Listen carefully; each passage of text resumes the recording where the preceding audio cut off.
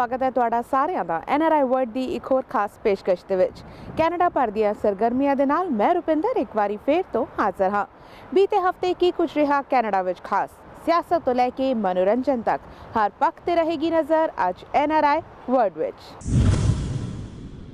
10ਵੀਂ ਪਾਤਸ਼ਾਹੀ श्री गुरु गोबिंद सिंह जी का प्रकाश पुरब दुनिया भर में पूरी शरधा ते उत्साह नाल मनाया गया। ओंटारियो खालसा दरबार विखे भी इस संबंध में अखंड पाठ रखे गए और भोग पाए गए। इस तो बाद पूरा दिन कीर्तन समागम आयोजित किया गया। आओ तुहानू भी दिखाते हाँ इस कीर्तन समागम दियां कुछ खास झलकियां।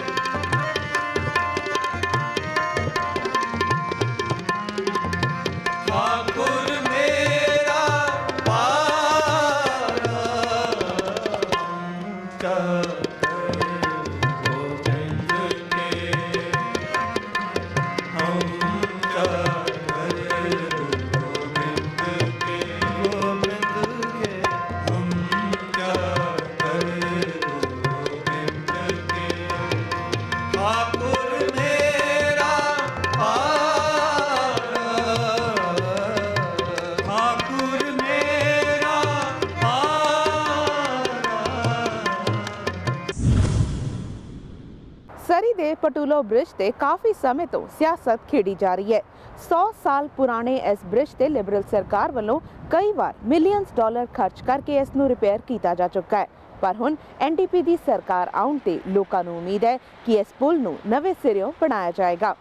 की कुछ किया जा रहा है सरकार वालों, इस संबंधी पेश है खास मुलाकात मिनिस्टर जिनी सिम्स दे नाल। सरी का पटोलो ब्रिज सरी निवासी चाहे न्यूएस्ट निवासी होण सारिਆਂ ਦੇ ਲਈ बड़ा ही इंपोर्टेंट ब्रिज है ਅਤੇ ਇਸ ਨੂੰ ਲੈ ਕੇ ਲੰਮੇ ਸਮੇਂ ਤੋਂ ਸਿਆਸਤ ਵੀ ਕਾਫੀ ਹੋਈ ਆ। ਕਈ ਵਾਰੀ ਇਸ ਨੂੰ ਰਿਪੇਅਰ ਕੀਤਾ ਗਿਆ, ਮਿਲੀਅਨਸ ਡਾਲਰ ਇਸ ਦੇ ਉੱਪਰ ਖਰਚ ਦਿੱਤੇ ਗਏ। ਹੁਣ ਆਸ ਸੀ ਵੀ ਇਸ ਨੂੰ ਜਲਦੀ ਤੋਂ ਜਲਦੀ ਇਸ ਦੀ ਥਾਂ ਤੇ ਨਵਾਂ ਬ੍ਰਿਜ ਬਣਾਇਆ ਜਾਏਗਾ। NDP ਸਰਕਾਰ ਵੱਲੋਂ ਇੱਕ ਨਵੀਂ ਅਨਾਉਂਸਮੈਂਟ ਕੀਤੀ ਗਈ ਹੈ। ਕੀ ਹੈ ਉਹ ਅਨਾਉਂਸਮੈਂਟ? ਸਾਡੇ ਨਾਲ ਮਿਨਿਸਟਰ ਜਿਨੀ ਸਿਮਸ ਹਨ। ਜਿਨੀ ਜੀ, ਕੀ ਹੁਣ ਇਹ ਨਵਾਂ ਬ੍ਰਿਜ ਫਿਰ ਡਿਲੇ ਹੋ ਗਿਆ ਜੀ? ਇਹ ਬ੍ਰਿਜ ਕੋਈ ਡਿਲੇ ਨਹੀਂ ਹੋਇਆ। ਸਮਾਂ ਤੇ ਬ੍ਰਿਜ ਦੇ ਨਾਲ ਕਮਿਟਮੈਂਟ ਕੀਤੀ ਗਈ ਆ। ਹੁਣ ਫਾਈਨਾਂਸਿੰਗ ਦੀ ਅਨਾਉਂਸਮੈਂਟ ਹੋਊਗੀ, ਉਹ ਸਾਡੀ ਬਜਟ ਨਿਕਲਣ ਵਾਲੀ ਆ, ਉਦੋਂ ਸਭ ਕੁਝ ਫਿਰ ਸਾਫ਼ ਪਤਾ ਹੋ ਜਾਊਗਾ।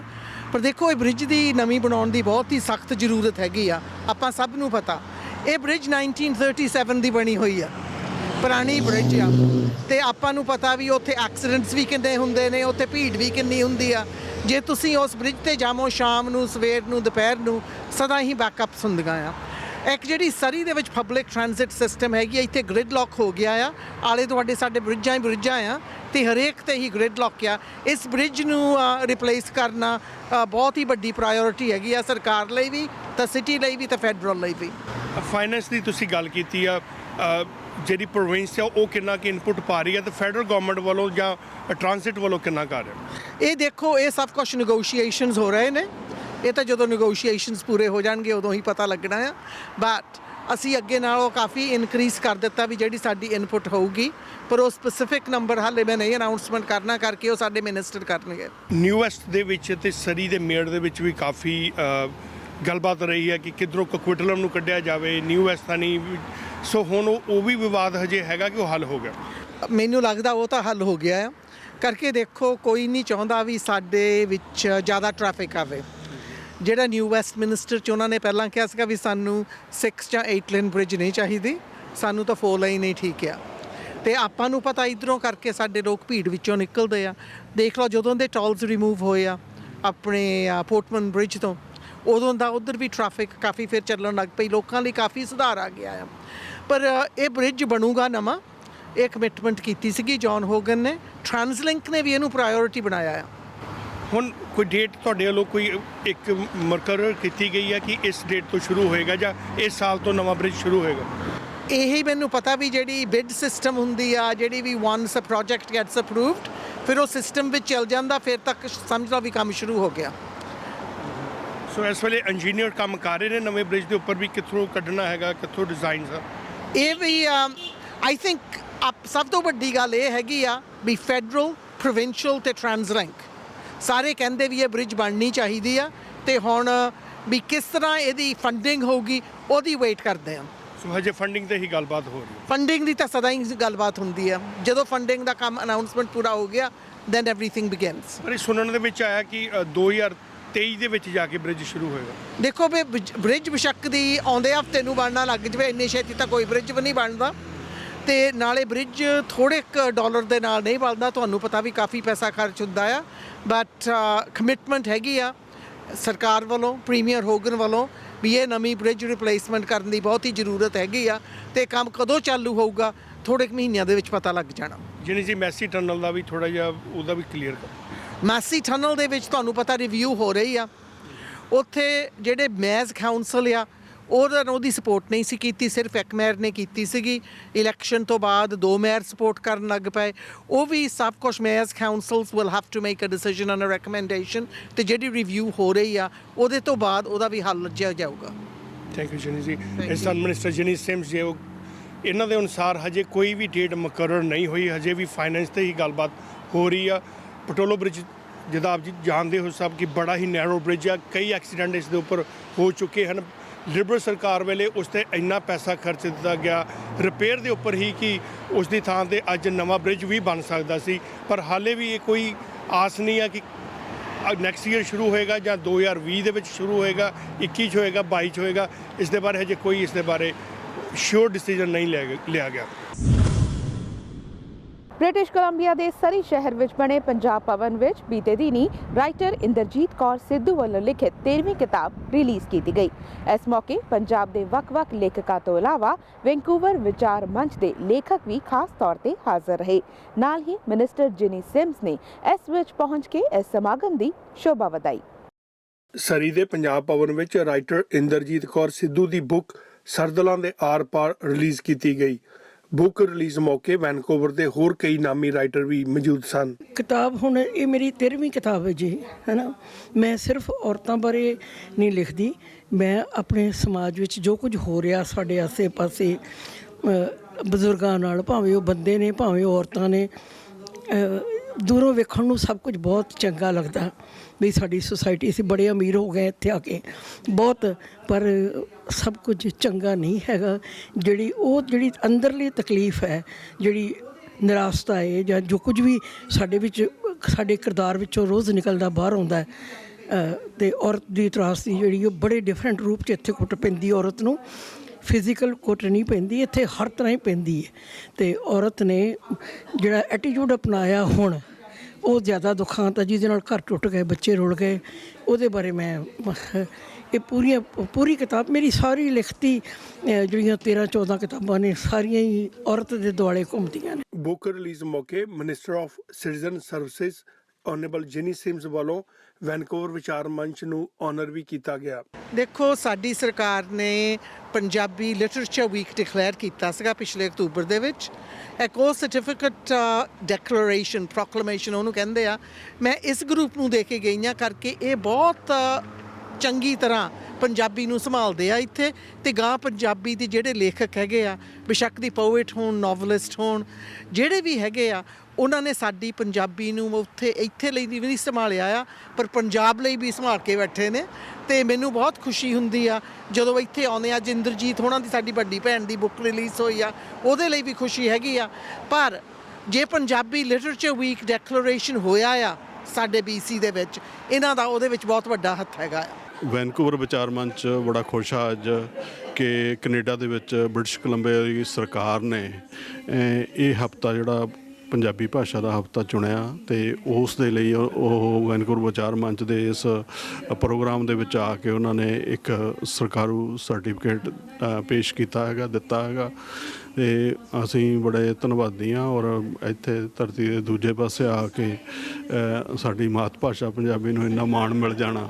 ਇੱਥੇ ਆਉਣ ਤੋਂ ਪਹਿਲਾਂ 4 ਕਿਤਾਬਾਂ ਮੇਰੀਆਂ ਆਈਆਂ ਸੀ, 3 ਕਹਾਣੀਆਂ ਦੀਆਂ ਸੀ, ਕਵਿਤਾ ਦੀ ਸੀ, ਇੱਕ ਮੇਰੀ ਕਿਤਾਬ ਬੈਨ ਹੋਈ ਸੀ ਉੱਥੇ ਬਲੂ ਸਟਾਰ ਆਪਰੇਸ਼ਨ 'ਤੇ ਲਿਖੀ ਸੀ ਮੈਂ ਪੋਇਟਰੀ ਦੀ।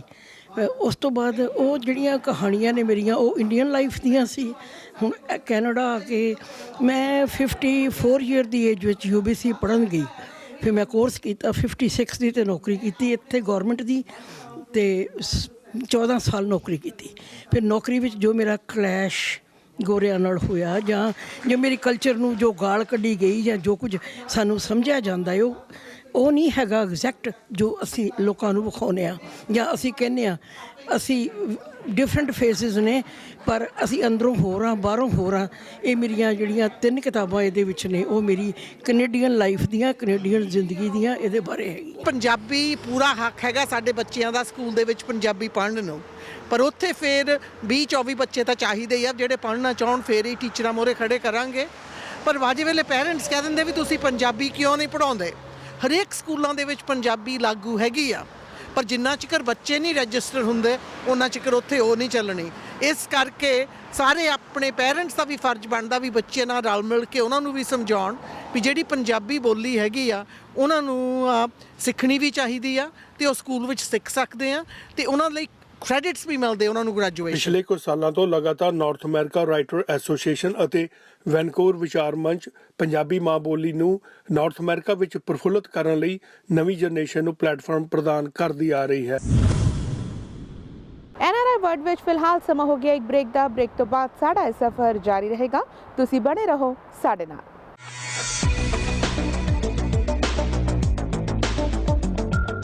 ਬੀਤੇ ਸਮੇਂ ਵਿੱਚ ਕੈਨੇਡਾ ਸਰਕਾਰ ਵੱਲੋਂ ਕਾਮਾਗਾਟਾ ਮਾਰੂ ਦੀ ਘਟਨਾ ਸੰਬੰਧੀ ਮਾਫੀ ਮੰਗੀ ਜਾ ਚੁੱਕੀ ਹੈ। ਇਸ ਮਾਫੀ ਵਿੱਚ ਵੱਡਾ ਯੋਗਦਾਨ ਰਿਹਾ ਜਸਵਿੰਦਰ ਸਿੰਘ ਤੂਰ ਦਾ। ਜਸਵਿੰਦਰ ਸਿੰਘ ਤੂਰ ਬੀਤੇ ਦਿਨੀ ਭਾਰਤ ਫੇਰੀ ਤੇ ਸਨ, ਜਿੱਥੇ ਕਈ ਸੰਸਥਾਵਾਂ ਵੱਲੋਂ ਉਹਨਾਂ ਦਾ ਸਨਮਾਨ ਵੀ ਕੀਤਾ ਗਿਆ ਸੀ। ਪੇਸ਼ ਹੈ ਇੱਕ ਖਾਸ ਮੁਲਾਕਾਤ ਜਸਵਿੰਦਰ ਸਿੰਘ ਤੂਰ ਦੇ ਨਾਲ। ਕਾਮਾਗਾਟਾ ਮਾਰੂ ਸਮੁੰਦਰੀ ਜਹਾਜ਼ ਜੋ ਕਿ 1914 ਦੇ ਵਿੱਚ ਇੱਥੇ ਵੈਨਕੂਵਰ ਤੱਟ ਤੇ ਲੱਗਾ, ਪਰ ਉਸ ਦੇ ਵਿੱਚ 376 ਮੁਸਾਫਰ ਜਿਨ੍ਹਾਂ ਨੂੰ ਵੈਨਕੂਵਰ ਦੇ ਉੱਪਰ ਉਤਰ ਨਹੀਂ ਦਿੱਤਾ ਅਤੇ ਜਬਰੀ ਉਹਨਾਂ ਨੂੰ ਵਾਪਸ ਭੇਜਣਾ ਪਿਆ। ਉਹਨਾਂ ਦੇ ਵਿੱਚ ਇੱਕ ਮੁਸਾਫਰ ਸਨ ਪੂਰਨ ਸਿੰਘ ਜਨੈਤਪੁਰਾ। ਉਹਨਾਂ ਦੇ ਦੋਤਰੇ ਸਾਡੇ ਨਾਲ ਹਨ ਜਸਵਿੰਦਰ ਸਿੰਘ ਤੂਰ। ਉਹਨਾਂ ਨੂੰ ਉਹ ਇੰਡੀਆ ਟੂਰ ਕੀਤਾ ਉਹਨਾਂ ਨੇ ਰੀਸੈਂਟਲੀ ਇੰਡੀਆ ਦੇ ਵਿੱਚ। ਤੂਰ ਸਾਹਿਬ ਪਹਿਲਾਂ ਤਾਂ ਤੁਹਾਡਾ ਸਵਾਗਤ ਹੈ PTC ਤੇ। ਤੁਸੀਂ ਹੁਣੇ ਇੰਡੀਆ ਦਾ ਟੂਰ ਕਰਕੇ ਆਏ ਹੋ, ਸਾਨੂੰ ਪਤਾ ਲੱਗਾ ਕਿ ਤੁਹਾਨੂੰ ਕਾਫੀ ਸੰਸਥਾਵਾਂ ਨੇ ਉੱਥੇ ਆਨਰ ਕੀਤਾ, ਥੋੜ੍ਹੀ ਜਿਹੀ ਜਾਣਕਾਰੀ ਦਿਓ। ਹਾਂਜੀ, ਥੈਂਕ ਯੂ। ਮੈਂ ਇੰਡੀਆ ਟੂਰ 'ਤੇ ਗਿਆ ਸੀਗਾ ਅਤੇ ਔਰ ਉੱਥੇ SGPC ਸਾਡੀ ਦਰਬਾਰ ਸਾਹਿਬ, ਹਰਿਮੰਦਰ ਸਾਹਿਬ, ਅੰਮ੍ਰਿਤਸਰ ਸਾਡੀ ਸਿੱਖਾਂ ਦੀ ਸਭ ਤੋਂ ਵੱਡੀ ਸੰਸਥਾ ਹੈਗੀ ਆ।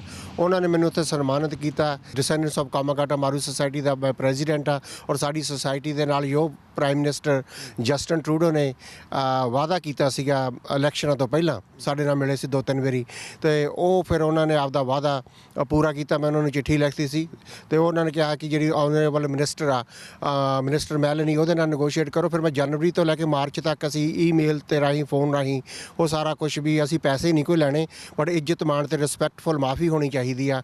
ਜਦੋਂ ਮੈਂ ਉੱਥੇ ਗਿਆ ਹੈਗਾ, ਉਹ ਆਲਰੇਡੀ ਸਾਰੇ ਸਟੋਰੀ ਜਾਣਦੇ ਸੀ। PTC ਔਰ ਬਾਕੀ ਹੋਰ ਚੈਨਲ ਸੀਗੇ, ਇਹਨਾਂ ਨੇ ਉਹ ਬਰਾਡਕਾਸਟ ਕੀਤਾ ਸੀਗਾ ਅਤੇ ਉਹਨਾਂ ਨੇ ਕਿਹਾ ਵੀ ਅਸੀਂ ਤੁਹਾਨੂੰ ਸਨਮਾਨਿਤ ਕਰਨਾ ਚਾਹੁੰਦੇ ਹਾਂ। ਅਤੇ ਮੈਨੂੰ ਉੱਥੇ ਉਹਨਾਂ ਨੇ ਸਨਮਾਨਿਤ ਕੀਤਾ SGPC ਨੇ। ਅਤੇ ਮੈਂ ਅਤੇ ਨਾਲ ਜਿਹੜੇ ਆਪਣੇ ਜਗਰਾਉਂ ਮੰਡੀ ਬੋਰਡ ਆ, ਉੱਥੇ XMLA ਸਰਦਾਰ ਭਾਗ ਸਿੰਘ ਮੱਲਾ ਅਤੇ ਉਹਨਾਂ ਦੇ ਹੋਰ ਸਰਦਾਰ ਗਰੇਵਾਲ ਸਾਹਿਬ ਜੋ ਕਿ SGPC ਦੇ ਕੋਰ ਮੈਂਬਰ ਨੇ, ਕੋਰ ਕਮੇਟੀ ਦੇ ਮੈਂਬਰ ਨੇ, ਉਹਨਾਂ ਨੇ ਉੱਥੇ ਸਨਮਾਨਿਤ ਕੀਤਾ। ਤੂੰ ਸਾਹਿਬ ਇੱਕ ਹੋਰ ਮੁੱਦਾ ਜਿਹੜਾ ਤੁਸੀਂ ਉੱਥੇ ਉਠਾਇਆ ਇੰਡੀਆ ਦੇ ਵਿੱਚ, ਪੰਜਾਬ ਦੇ ਵਿੱਚ ਜਾ ਕੇ, ਕਿ ਜਿਹੜਾ ਕਾਮਾਗਾਟਾ ਮਾਰੂ ਦੀ ਹਿਸਟਰੀ ਆ ਉਸ ਦਾ ਸਿਲੇਬਸ ਹੋਣਾ ਚਾਹੀਦਾ, ਉਹ ਪੜ੍ਹਾਉਣੀ ਚਾਹੀਦੀ ਹੈ। ਹਾਂਜੀ, ਉਹ ਮੈਂ ਇਹ ਕਿਹਾ ਵੀ ਮਾਫੀ ਮੰਗੀ ਗਈ ਤਾਂ ਇਹਦਾ ਠੀਕ ਆ, ਪਰ ਜਿਹੜੇ ਉੱਥੇ ਮੈਂ ਦੇਖਿਆ ਕਿ ਜਿਹੜੇ ਸਟੂਡੈਂਟ ਸਟੂਡੈਂਟ ਨੇ, ਜਿਹੜੇ ਆਮ ਲੋਕ ਨੇ, ਉਹਨਾਂ ਨੂੰ ਘੱਟ ਪਤਾ ਕਾਮਾਗਾਟਾ ਮਾਰੂ ਬਾਰੇ ਜਾਂ ਦੇਸ਼ ਦੀ ਆਜ਼ਾਦੀ ਬਾਰੇ। ਤੇ ਮੇਰੇ ਨਾਨਾ ਜੀ ਨੇ ਫਿਰ ਦੇਸ਼ ਦੀ ਆਜ਼ਾਦੀ ਦੇ ਵਿੱਚ ਵੀ ਉਹ ਕਹਿੰਦੇ ਵੀ ਦੇਸ਼ ਸਾਡੇ ਨਾਲ ਸਭ ਕੁਝ ਤਾਂ ਹੋਇਆ ਕਿਉਂਕਿ ਸਾਡਾ ਦੇਸ਼ ਆਜ਼ਾਦ ਨਹੀਂ ਹੈਗਾ। ਉਹ ਦੇਸ਼ ਦੀ ਆਜ਼ਾਦੀ 'ਚ ਚਲੇ ਗਏ ਤੇ 1947 'ਚ ਦੇਸ਼ ਆਜ਼ਾਦ ਹੋ ਗਿਆ ਤੇ 1962 ਦੇ ਵਿੱਚ ਫਿਰ ਉਹਨਾਂ ਨੂੰ ਸਰਦਾਰ ਪ੍ਰਤਾਪ ਸਿੰਘ ਕੈਰੋ ਨੇ ਉਹਨਾਂ ਨੂੰ ਸਨਮਾਨਿਤ ਵੀ ਕੀਤਾ। ਅੱਛਾ, ਤੇ ਮੈਂ ਕਿਹਾ ਵੀ ਇਹ ਸਕੂਲ ਦੇ ਵਿੱਚ ਪੜ੍ਹਾਇਆ ਜਾਵੇ ਤਾਂ ਕਿ ਜਿਹੜੀ ਸਾਡੀ ਆਉਣ ਵਾਲੀ ਯੰਗਰ ਜਨਰੇਸ਼ਨ ਆ, ਸਾਡੇ ਬੱਚੇ ਨੇ, ਉਹ ਆਪਦੇ ਬਜ਼ੁਰਗਾਂ ਤੇ ਮਾਣ ਕਰ ਸਕਣ ਤੇ ਉਹ ਇਹ ਸੋਚਣ ਕਿ ਅਸੀਂ ਜਿਸ ਵਿਰਸੇ ਨੂੰ ਬਿਲੋਂਗ ਕਰਦੇ ਆ ਉਹ ਤਾਂ ਇੱਕ ਬੜਾ ਅਮੀਰ ਵਿਰਸਾ ਹੈਗਾ। ਉਹ ਕਿੱਥੇ ਕਾਮਾਗਾਟਾ ਮਾਰੂ ਉਹਨਾਂ ਦਿਨਾਂ 'ਚ ਉਹ ਦੁਖਾਂਤ, ਫਿਰ ਦੇਸ਼ ਦੀ ਆਜ਼ਾਦੀ ਲਈ ਉਹਨਾਂ ਨੇ ਆ ਕੇ ਤੇ ਜਦੋਂ ਉਹਨਾਂ ਦੇ ਫਿਰ ਜਿਹੜੇ ਉਹ ਰੋਲ ਮਾਡਲ ਆ ਜਿਹੜੇ ਉਹ ਕਾਮਾਗਾਟਾ ਮਾਰੂ, ਗਦਰੀ ਬਾਬੇ, ਆਜ਼ਾਦੀ ਦੇਸ਼ ਘੁਲਾਟੀਏ ਹੋਣੇ ਚਾਹੀਦੇ, ਨਾ ਕਿ ਕੋਈ ਗੈਂਗਸਟਰ ਵਗੈਰਾ ਜਾਂ ਕੋਈ ਹੋਰ, ਕਿਉਂਕਿ ਫਿਰ ਉਹ ਮਾੜੇ ਕੰਮਾਂ ਵੱਲ ਨਹੀਂ ਜਾਣਗੇ, ਉਹ ਚੰਗੇ ਕੰਮਾਂ ਵੱਲ ਜਾਣਗੇ। ਜੇ ਆਪਾਂ ਸਟੂਡੈਂਟਸ ਨੂੰ ਪੜ੍ਹਾਵਾਂਗੇ ਤਾਂ ਉਹ ਫਿਰ ਚੰਗੇ ਪਾਸੇ ਜਾਣਗੇ, ਉਹ ਮਾੜੇ ਪਾਸੇ, ਗਲਤ ਪਾਸੇ ਸ਼ਾਇਦ ਉਹ ਨਾ ਜਾਣ। ਉਹ ਬਹੁਤ ਵਧੀਆ ਮੁੱਦਾ ਇਹਨਾਂ ਨੇ ਤੂਰ ਸਾਹਿਬ ਨੇ ਇੰਡੀਆ ਦੇ ਵਿੱਚ ਉਠਾਇਆ ਵਾ ਕਿ ਜੋ ਸਾਡੇ ਸ਼ਹੀਦਾਂ ਦੀ ਹਿਸਟਰੀ ਆ ਉਹਨੂੰ ਸਿਲੇਬਸ ਦੇ ਵਿੱਚ ਹੋਣੀ ਚਾਹੀਦੀ ਹੈ, ਜਾਂ ਤਾਂ ਕੋਈ ਨਵੀਂ ਜਨਰੇਸ਼ਨ ਉਸ ਦੇ ਬਾਰੇ ਪਤਾ ਲੱਗੇ, ਉਹ ਜ਼ਿਆਦਾ ਐਜੂਕੇਟ ਹੋਣ। ਕੈਮਰਾਮੈਨ ਸ਼ਾਮ ਸ਼ਰਮਾ ਦੇ ਨਾਲ Amritjeet Singh, PTC news, Surrey, Canada. ਬੀਤੇ ਦਿਨੀ ਸਰੀ ਵਿਖੇ Desjardins financial security independent network Richmond ਵੱਲੋਂ ਆਪਣੀ ਐਨੂਅਲ ਅਵਾਰਡਸ ਨਾਈਟ ਆਯੋਜਿਤ ਕੀਤੀ ਗਈ, ਜਿਸ ਵਿੱਚ ਸ਼ਹਿਰ ਦੀਆਂ ਪ੍ਰਮੁੱਖ ਸ਼ਖਸੀਅਤਾਂ ਹਾਜ਼ਰ ਹੋਈਆਂ। ਇਸ ਅਵਾਰਡ ਨਾਈਟ ਮੌਕੇ ਪਰਮਿੰਦਰ ਚੌਹਾਨ ਨੇ ਲੋਕਾਂ ਨਾਲ ਇੰਸ਼ੋਰੈਂਸ ਦੇ ਕੁਝ ਖਾਸ ਟਿਪਸ ਵੀ ਸਾਂਝੇ ਕੀਤੇ। ਅੱਜ ਦੀ ਰਫ਼ਤਾਰ ਭਰੀ ਜ਼ਿੰਦਗੀ ਦੇ ਵਿੱਚ ਆਪਣੀ ਲਾਈਫ ਨੂੰ ਪ੍ਰੋਟੈਕਟ ਕਰਨ ਦੇ ਲਈ ਇੰਸ਼ੋਰੈਂਸ ਕਿੰਨੀ ਕੁ ਜ਼ਰੂਰੀ ਹੈ। ਮੇਰੇ ਨਾਲ ਪਰਮਿੰਦਰ ਚੌਹਾਨ ਹਨ, ਡੈਸਜਰਡਨ ਕੰਪਨੀ ਦੇ ਨਾਲ ਕੰਮ ਕਰਦੇ ਨੇ। ਚੌਹਾਨ ਸਾਹਿਬ, ਇੰਸ਼ੋਰੈਂਸ ਕਿੰਨੀ ਕੁ ਜ਼ਰੂਰੀ ਹੈ ਅੱਜ, ਪਹਿਲਾਂ ਤਾਂ ਸਾਨੂੰ ਇਹ ਦੱਸੋ। ਮੈਂ ਤੁਹਾਨੂੰ ਆਪਣੀ ਲਾਈਫ ਦਾ ਇੱਕ ਇਨਸੀਡੈਂਸ ਦੱਸਦਾ। ਜਦੋਂ ਮੈਨੂੰ ਪਤਾ ਲੱਗਿਆ ਕਿ ਕਿੰਨੀ ਕੁ ਇੰਪੋਰਟੈਂਟ ਚੀਜ਼ ਆ, ਮੇਰਾ ਇੱਕ ਬਹੁਤ ਕਲੋਜ਼ ਫਰੈਂਡ ਸੀ, ਡਿਨਰ ਕਰਨ ਤੋਂ ਬਾਅਦ ਉਹਦੀ ਵਾਈਫ ਰੂਮ ਦੇ ਵਿੱਚ ਜਾ ਕੇ ਉਹਨੇ ਸੁਸਾਈਡ ਕਰ ਲਿਆ। ਉਹਨਾਂ ਦੇ ਕੋਲ 450,000 ਦੀ ਇੰਸ਼ੋਰੈਂਸ ਪਾਲਿਸੀ ਸੀ ਸਾਡੇ ਕੋਲੋਂ, ਬਾਕੀ ਸਾਰੇ ਬੰਦੇ ਬਿੱਲ ਲੈ ਕੇ ਖੜੇ ਸੀ। ਆਈ ਵਾਸ ਦੀ ਓਨਲੀ ਵਨ ਵਿਦ ਚੈੱਕ। ਤੇ ਉਦੋਂ ਮੈਨੂੰ ਪਤਾ ਲੱਗਿਆ ਕਿ ਇੱਕ ਆਮ ਬੰਦੇ ਦੀ ਲਾਈਫ ਦੇ ਵਿੱਚ ਉਸ ਚੈੱਕ ਦੀ ਕਿੰਨੀ ਜ਼ਿਆਦਾ ਇੰਪੋਰਟੈਂਸ ਆ। ਉਸ ਤੋਂ ਬਾਅਦ ਇੰਸ਼ੋਰੈਂਸ ਬਿਜ਼ਨਸ ਜਿਹੜਾ ਹੈ ਮੇਰੇ ਲਈ ਪੈਸੇ ਲਈ ਜਾਂ ਕਮਿਸ਼ਨ ਦੇ ਨਹੀਂ ਰਹਿ ਗਿਆ, ਉਹਦੇ ਲਈ ਸੀ ਕਿ ਇਹ ਬਹੁਤ ਵੱਡੀ ਲੋੜ ਹੈ ਲੋਕਾਂ ਦੀ, ਉਹਦੇ ਲਈ ਮੈਂ ਕੀ ਕਰ ਸਕਦਾ। ਜਿਹੜੀ ਤੁਹਾਡੀ ਕੰਪਨੀ ਹੈ ਜਿਹਦੇ ਨਾਲ ਤੁਸੀਂ ਕੰਮ ਕਰਦੇ ਹੋ ਡੈਸਜਰਡਨ, ਕਿੰਨੀ ਕੁ ਪੁਰਾਣੀ ਹੈ, ਕਿੰਨੀ ਕੁ ਕਮਿਊਨਿਟੀ ਦੇ ਵਿੱਚ ਇਸ ਦੀ ਕਿੰਨਾ ਕੁ ਨਾਂ ਹੈਗਾ, ਕਿੰਨੇ ਕੁ ਰਿਲਾਇਬ ਲੋਕ ਇਸ 'ਤੇ ਕਰ ਸਕਦੇ ਨੇ? ਅਸੀਂ 117 ਸਾਲ ਪੁਰਾਣੀ ਸਾਡੀ ਕੰਪਨੀ ਆ। ਇਹਦੇ ਐਸੈਟ ਹੈਗੇ ਆ 268 ਬਿਲੀਅਨ ਤੇ ਕੈਨੇਡਾ ਦੀ ਜਿਹੜੀ ਲਾਰਜੈਸਟ ਕੋਆਪਰੇਟਿਵ ਫਾਈਨੈਂਸ਼ੀਅਲ ਇੰਸਟੀਟਿਊਸ਼ਨ ਹੈਗੀ ਆ। ਇਹਦੇ ਵਿੱਚ ਸਾਡੇ ਕੋਲ 48,000 EMPLOYE ਕੰਮ ਕਰਦੇ ਆ ਤੇ 7 ਮਿਲੀਅਨ ਕਲਾਇੰਟ ਆ ਸਾਡੇ। ਕੈਨੇਡਾ ਦੀ ਪਾਪੂਲੇਸ਼ਨ ਜੇ ਤੁਸੀਂ ਦੇਖੋ 34 ਮਿਲੀਅਨ ਆ। 34 ਮਿਲੀਅਨ ਦੇ ਵਿੱਚੋਂ 7 ਮਿਲੀਅਨ ਸਾਡੇ ਕਲਾਇੰਟ ਆ ਡੈਸਜਰਡਨ ਦੇ। ਸੋ ਅੱਜ ਦਾ ਜਿਹੜਾ ਇਵੈਂਟ ਸਰੀ ਦੇ ਵਿੱਚ ਬੜਾ ਸਕਸੈਸਫੁਲ ਇਵੈਂਟ ਸੀਗਾ, ਤੁਹਾਡੇ ਵੱਲੋਂ ਕਰਾਇਆ ਗਿਆ। ਮੈਂ ਦੇਖਿਆ ਬੜੇ ਪ੍ਰਾਈਜ਼ ਦਿੱਤੇ ਗਏ। ਕਿਸ ਲਈ ਦਿੱਤੇ ਗਏ ਪ੍ਰਾਈਜ਼? ਇਹ ਜਿਹੜੇ ਲੋਕ ਬਹੁਤ ਹਾਰਡ ਵਰਕ ਕਰਦੇ ਆ ਆਪਣੇ ਇੰਸ਼ੋਰੈਂਸ ਦੇ ਫੀਲਡ ਦੇ ਵਿੱਚ, ਸਾਡੇ ਆਫਿਸ ਦੇ ਵਿੱਚ, ਉਹ ਸਾਰੇ ਮੈਨੂੰ ਇੱਦਾਂ ਆ ਜਿੱਦਾਂ ਮੇਰੀ ਫੈਮਿਲੀ ਆ। So we are very loyal to each other. ਉਹ ਇੰਨਾ ਹਾਰਡ ਵਰਕ ਕਰਦੇ ਆ, ਸਾਰਾ ਦਿਨ ਰਾਤ ਅਣਥੱਕ ਮਿਹਨਤ ਕਰਦੇ ਆ ਤੇ ਅੱਜ ਉਹਨਾਂ ਨੂੰ ਉਸ ਮਿਹਨਤ ਦਾ ਸਾਲ 'ਚ ਇੱਕ ਵਾਰੀ ਜਿਹੜਾ ਰਿਵਾਰਡ ਦਿੱਤਾ ਜਾਂਦਾ। ਤੇ ਅੱਜ ਤੁਸੀਂ ਦੇਖਿਆ ਜਿੱਦਾਂ ਅਸੀਂ ਅੱਜ BMW ਕਾਰ ਦਿੱਤੀ ਹੈ ਉਹਨਾਂ ਨੂੰ। ਅੱਛਾ ਜੀ, BMW ਦਿੱਤੀ? BMW 330X ਡਰਾਈਵ ਕਾਰ M ਸਪੋਰਟ ਜਿਹੜਾ ਨੰਬਰ 1 ਆਪਣੇ ਆਫਿਸ 'ਚ ਉਹਨੂੰ ਦਿੱਤੀ ਗਈ ਅੱਜ। ਤੇ ਜਿਹੜਾ ਸੈਕੰਡ ਪ੍ਰਾਈਜ਼ ਦਿੱਤਾ ਗਿਆ ਉਹ ਕਰਨ ਗੋਇਲ ਨੂੰ ਰੋਲੈਕਸ ਵਾਚ ਦਿੱਤੀ ਗਈ ਆ, date Rolex watch white gold. Chauhan ਸਾਹਿਬ, ਸਾਨੂੰ ਇਹ ਦੱਸੋ ਕਿ ਕਿਉਂਕਿ ਇੰਸ਼ੋਰੈਂਸ ਨੂੰ ਲੈ ਕੇ ਕਈ ਵਾਰੀ ਲੋਕ ਕਨਫਿਊਜ਼ ਹੋ ਜਾਂਦੇ ਆ, ਕਿਉਂਕਿ ਦੇਰ ਆਰ ਸੋ ਮੈਨੀ ਡਿਫਰੈਂਟ ਕਾਈਂਡ ਆਫ ਇੰਸ਼ੋਰੈਂਸ, ਕਿਹੜੀ ਕਿ ਜੋ ਹੈਵ ਟੂ ਹੀ ਲੈਣੀ ਜ਼ਰੂਰੀ ਹੈ? ਲਾਈਫ, ਕ੍ਰਿਟੀਕਲ, ਹੋਰ ਕਈ ਤਰ੍ਹਾਂ ਦੀ ਇੰਸ਼ੋਰੈਂਸ ਹੈਗੇ, ਤੁਸੀਂ ਕੀ ਰਿਕਮੈਂਡ ਕਰਦੇ? ਹਰ ਇੱਕ ਬੰਦੇ ਦੀ ਡਿਫਰੈਂਟ ਸਿਚੁਏਸ਼ਨ ਆ, ਉਹਦੇ ਹਿਸਾਬ ਦੇ ਨਾਲ ਪ੍ਰੋਪਰ ਨੀਡਸ ਐਂਡ ਐਨਾਲਿਸਿਸ ਜਿਹੜਾ ਕਰਕੇ ਉਸ ਤੋਂ ਬਾਅਦ ਪ੍ਰੋਡਕਟ ਜਿਹੜਾ ਰਿਕਮੈਂਡ ਕਰ ਸਕਦੇ ਹਾਂ। ਸੋ ਉੱਦਾਂ ਹੀ ਨਹੀਂ ਹਵਾ 'ਚ ਦੇ ਸਕਦੇ ਕਿ ਤੈਨੂੰ ਲਾਈਫ ਇੰਸ਼ੋਰੈਂਸ ਦੀ ਲੋੜ, ਲਾਈਫ ਇੰਸ਼ੋਰੈਂਸ ਦੇ ਦਿੱਤੀ। ਲਾਈਫ ਇੰਸ਼ੋਰੈਂਸ ਦੀ ਵੀ ਲੋੜ ਹੈ, ਕ੍ਰਿਟੀਕਲ ਇਲਨੈਸ ਦੀ ਵੀ ਲੋੜ ਹੈ, ਸਾਰੀਆਂ ਚੀਜ਼ਾਂ ਦੀ ਲੋੜ ਹੈ, ਪਰ ਕਿੰਨੀ ਜ਼ਰੂਰਤ ਆ ਕਿਸੇ ਨੂੰ, ਉਹਦੇ ਲਈ ਸਾਰਾ ਕੁਝ ਕੈਲਕੂਲੇਟ ਕਰਕੇ ਉਹਨਾਂ ਦੀ ਨੀਡ ਦੇਖ ਕੇ ਉਹਦਾ ਐਨਾਲਿਸਿਸ ਕੀਤਾ ਜਾਂਦਾ। ਜੇ ਮੈਂ ਐਗਜ਼ਾਮਪਲ ਦੇ ਤੌਰ 'ਤੇ ਲੈਣਾ, ਕਿਸੇ ਇਨਸਾਨ ਕੋਲੇ ਕਿਸੇ ਨੇ ਲਾਈਫ ਇੰਸ਼ੋਰੈਂਸ ਲਈ ਹੋਈ ਆ, ਪਰਮਾਤਮਾ ਨਾ ਕਰੇ ਹਸਬੈਂਡ ਵਾਈਫ 'ਚੋਂ ਜੋ ਕੋਈ ਸਵਰਗਵਾਸ ਕਿਸੇ ਦੀ ਡੈਥ ਹੋ ਜਾਂਦੀ ਆ, ਤਾਂ ਜਿਹੜਾ ਉਹਨਾਂ ਦਾ ਲੋਨ ਹੈ ਚਾਹੇ ਉਹ ਮੌਰਗੇਜ ਆ ਕੀ ਉਹ ਪੇਡ ਆਫ ਹੋ ਜਾਂਦੀ? ਬਿਲਕੁਲ, ਜੇ ਉਹਨਾਂ ਕੋਲ ਟਰਮ ਇੰਸ਼ੋਰੈਂਸ ਹੈਗੀ ਆ, ਜਿਹੜੀ ਅਸੀਂ ਇੰਸ਼ੋਰੈਂਸ ਵੇਚਦੇ ਹਾਂ ਉਹ ਇੰਸ਼ੋਰੈਂਸ ਕਿਸੇ ਚੀਜ਼ ਲਈ ਵੀ ਯੂਜ਼ ਕਰ ਸਕਦੇ ਆ, ਚਾਹੇ ਮੌਰਗੇਜ ਆ, ਚਾਹੇ ਕੋਈ ਵੀ ਲੋਨ ਆ, ਲਾਈਨ ਆਫ ਕ੍ਰੈਡਿਟ ਆ, ਕਿਸੇ ਵੀ ਤਰ੍ਹਾਂ ਦੀ ਕੋਈ ਲਾਇਬਿਲਿਟੀ ਆ ਉਹਨਾਂ ਦੀ, ਉਹ ਮਨੀ ਉਹ ਆਪਣੇ ਕਿਸੇ ਚੀਜ਼ ਲਈ ਵੀ ਯੂਜ਼ ਕਰ ਸਕਦੇ, ਬੱਚਿਆਂ ਦੀ ਐਜੂਕੇਸ਼ਨ ਲਈ, ਕਿਸੇ ਵੀ ਚੀਜ਼ ਲਈ ਯੂਜ਼ ਕਰ ਸਕਦੇ। ਤੁਹਾਡੀ ਕੰਪਨੀ ਬੜੀ ਵੱਧ ਫੁੱਲ ਰਹੀ ਆ, ਤੁਹਾਨੂੰ ਜੁਆਇਨ ਕਰਨਾ ਹੋਵੇ ਕਿਸ ਵੈਬਸਾਈਟ ਤੇ ਕਿਸ ਨੰਬਰ ਤੇ ਤੁਹਾਨੂੰ ਕਾਲ ਕਰ ਸਕਦੇ? ਮੈਂ ਹਰ ਵੇਲੇ ਅਵੇਲੇਬਲ ਆ, ਮੈਨੂੰ ਫੋਨ ਕਰ ਸਕਦੇ 604 518 7300। ਤੇ ਹਰ ਇੱਕ ਚੀਜ਼ ਜ਼ਿੰਦਗੀ 'ਚ ਇੰਪੋਸੀਬਲ ਆ, ਕਦੀ ਫੀਅਰ ਨਹੀਂ ਕਰਨਾ ਚਾਹੀਦਾ ਫੇਲੀਅਰ ਦਾ, ਕਿਉਂਕਿ ਇੱਕ ਵਾਰੀ ਹੋਣ ਦਾ ਮਤਲਬ ਇਹ ਨਹੀਂ ਕਿ ਆਪਾਂ ਜ਼ਿੰਦਗੀ 'ਚ ਦੁਬਾਰਾ ਫੇਲ ਹੋ ਸਕਦੇ ਹਾਂ। ਉਹਦੇ ਤੋਂ ਆਪਾਂ ਸਿੱਖਦੇ ਹਾਂ ਤੇ ਅੱਗੇ ਵੱਧਦੇ ਹਾਂ। ਜੇ ਬੰਦਾ ਫੋਕਸਡ ਆ, ਕਮਿਟਡ ਆ ਤੇ ਓਨੈਸਟ ਆ, ਉਹ ਇਸ ਫੀਲਡ 'ਚ ਹਰ ਇੱਕ ਬੰਦਾ ਸਕਸੈਸਫੁਲ ਹੋ ਸਕਦਾ। ਕਿਸੇ ਤਰ੍ਹਾਂ ਦੀ ਹੈਲਪ ਦੀ ਜ਼ਰੂਰਤ ਆ ਮੈਨੂੰ ਫੋਨ ਕਰ ਸਕਦੇ 604 518 7300। ਅਸੀਂ ਪਰਮਿੰਦਰ ਦੀ ਟੀਮ ਦੇ ਵਿੱਚ ਹੈਗੇ ਆ and from last 5 years we are in desert in and ਪਿਛਲੇ 4 ਸਾਲਾਂ ਤੋਂ ਰੈਗੂਲਰ ਅਸੀਂ ਨੰਬਰ 1 ਆ ਰਹੇ ਹਾਂ ਔਰ 3 ਸਾਲ ਪਹਿਲੇ ਵੀ ਅਸੀਂ BMW ਲਈ ਸੀ ਔਰ ਇਸ ਸਾਲ ਫਿਰ it was like a surprise and ਫੇਰ ਲਾਈਕ ਸਰਪ੍ਰਾਈਜ਼ ਮਿਲਿਆ। ਸਰ BMW ਵਾਲੀ ਤੁਸੀਂ ਚਲਾਉਂਦੇ ਕਿ ਭਾਜੀ ਚਲਾਉਂਦੇ? ਦੋਨੋਂ ਚਲਾਉਂਦੇ ਆ। ਹੁਣ 2 ਹੋ ਗਈਆਂ, ਹੁਣ ਇੱਕ ਇਹਨਾਂ ਦੀ, ਇੱਕ ਮੇਰੀ। ਯਾ ਸੋ 2 BMW ਹੋ ਗਈਆਂ ਤੁਹਾਨੂੰ, ਦੋਨੇ ਇਸੇ ਕੰਪਨੀ ਤੋਂ ਮਿਲੇ? ਨੇ ਦਿੱਤੀਆਂ ਐਂਡ ਅਸੀਂ ਬਲੈਸਡ ਆ ਕਿ ਡੇਜ਼ਰਟ ਦੇ ਨਾਲ ਕੰਮ ਕਰਦੇ ਹਾਂ and under guidance of Parminder Jahan ਜੋ ਕਿ like he is as a parent to us. ਜੋ ਭਾਜੀ ਅੱਜ ਸੋਚ ਰਹੇ ਨੇ ਇੰਸ਼ੋਰੈਂਸ ਕੰਪਨੀ ਵਾਲਾ ਆਉਣ ਲਈ, ਉਹਨੂੰ ਕੀ ਐਡਵਾਈਸ ਦੇਣਾ ਚਾਹੋਗੇ? It's a very good industry and ਜ਼ਰੂਰ ਆਓ, ਮਿਹਨਤ ਕਰੋ। ਜੇ ਤੁਸੀਂ ਮਿਹਨਤ ਨਾਲ, ਇਮਾਨਦਾਰੀ ਨਾਲ ਕੰਮ ਕਰੋਗੇ, ਲੋਕਾਂ ਨੂੰ ਸਹੀ ਗਾਈਡ ਕਰੋਗੇ, you can do wonders. And ਤੁਸੀਂ ਆਪਣਾ ਫਾਇਦਾ ਨਾ ਸੋਚੋ, ਤੁਸੀਂ ਦੂਸਰੇ ਦਾ ਫਾਇਦਾ ਸੋਚੋ ਕਿ ਉਹ ਬੰਦਾ ਤੁਹਾਡੇ ਤੇ ਟਰਸਟ ਕਰਕੇ ਜੇ ਕੁਝ ਲੈ ਰਿਹਾ ਤੁਹਾਡੇ ਕੋਲੋਂ, ਤੁਸੀਂ ਉਹਦਾ ਟਰਸਟ ਨਾ ਤੋੜੋ। ਚੌਹਾਨ ਸਾਹਿਬ ਇੱਕ ਹੋਰ ਕੁਐਸਚਨ ਸੀਗਾ, ਤੁਸੀਂ ਇਕੱਲੇ BC ਨੂੰ ਹੀ ਲੁੱਕ ਆਫਟਰ ਕਰਦੇ ਹੋ ਕਿ ਅੰਟੀਰੀਓ ਵੱਲ ਵੀ ਹੁਣ ਬ੍ਰਾਂਚ ਖੋਲ ਦਿੱਤੀ? ਸਾਡੇ ਆਫਿਸ BC, ਅਲਬਰਟਾ ਤੇ ਮੈਨੀਟੋਬਾ ਦੇ ਵਿੱਚ ਹੈਗੇ ਆ, ਓਨਟਾਰੀਓ ਨਹੀਂ ਹੱਲੇ ਅਸੀਂ ਹੈਗੇ।